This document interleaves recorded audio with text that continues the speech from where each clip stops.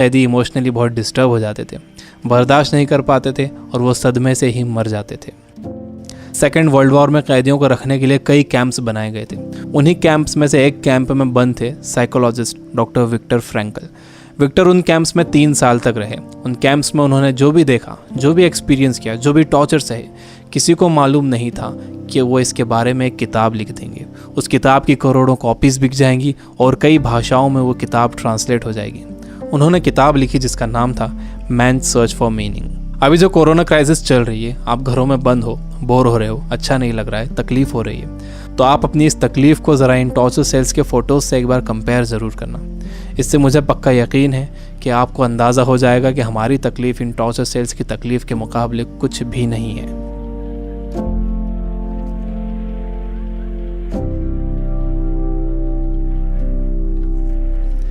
जब विक्टर को इन कैंप्स में डाला गया तो उनके साथ उनकी फैमिली भी थी, लेकिन सब के सब धीरे धीरे मरते गए।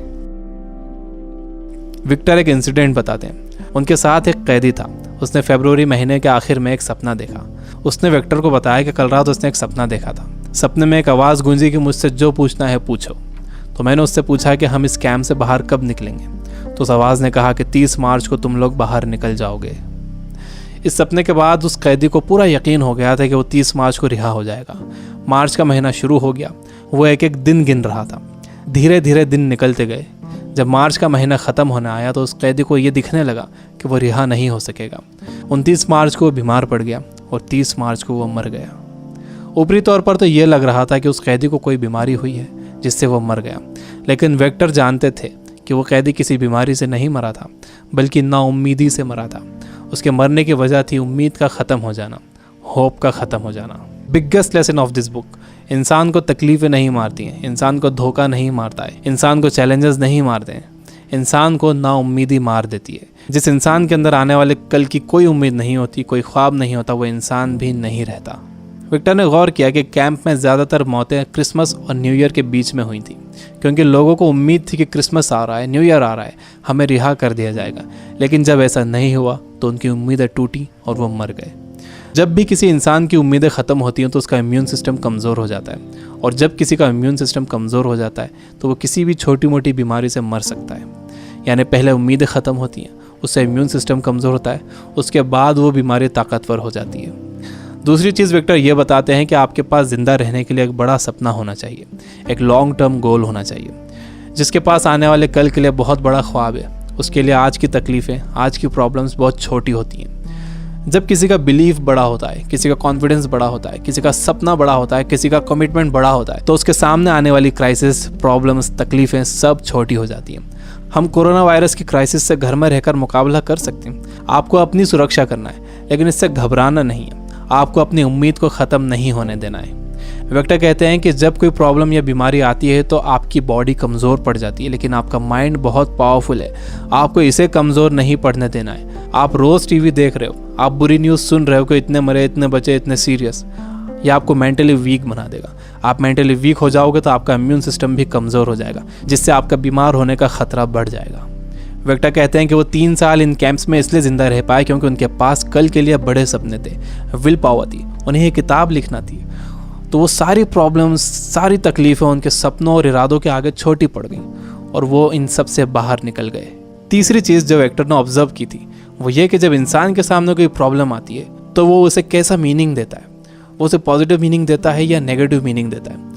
जैसा भी आप उसे मीनिंग देते हो, ये मीनिंग ही उस प्रॉब्लम को आपके लिए मुश्किल या आसान बनाता है। आपका मीनिंग उस प्रॉब्लम को या तो और बढ़ा देगा या उसे ख़त्म कर देगा।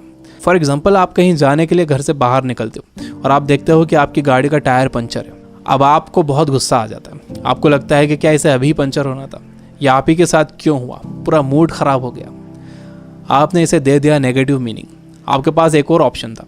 आप सोच सकते थे कि हो सकता है कुदरत आपको वहाँ जाने से रोक रही हो सकता है कि आप किसी बड़े एक्सीडेंट से बच गए हों इसकी वजह से। अगर तेज़ स्पीड में गाड़ी का टायर पंचर हो जाता तो एक्सीडेंट हो सकता था। अच्छा हुआ कि निकलने से पहले ही आपको टायर पंचर मिला।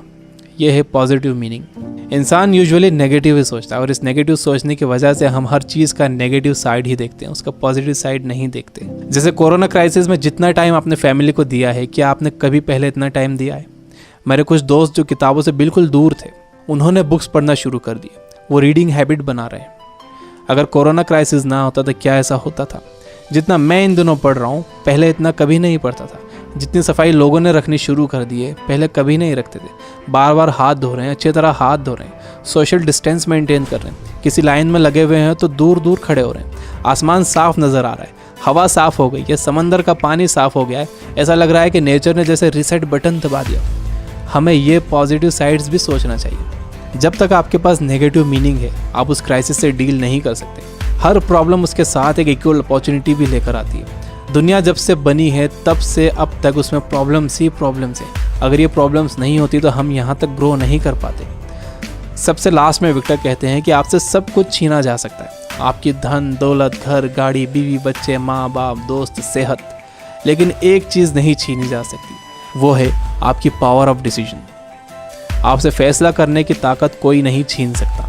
अगर आप सिचुएशन से घबरा कर फैसला करते हो तो वो सिचुएशन आप पर हावी हो जाएगी, लेकिन अगर आप सिचुएशन के हिसाब से खुद को बेहतर बनाते हो और डिसीजन खुद लेते हो तो आपकी ज़िंदगी बदल जाएगी। दुनिया में इससे पहले भी कई बीमारियां आई हैं जिससे करोड़ों लोगों की मौत हुई है। उसकी वजह ये थी कि लोग अवेयर नहीं थे, उनके पास इन्फॉर्मेशन नहीं थी, इन्फॉर्मेशन लेट पहुंचती थी, बीमारी से डील करने के साधन नहीं थे।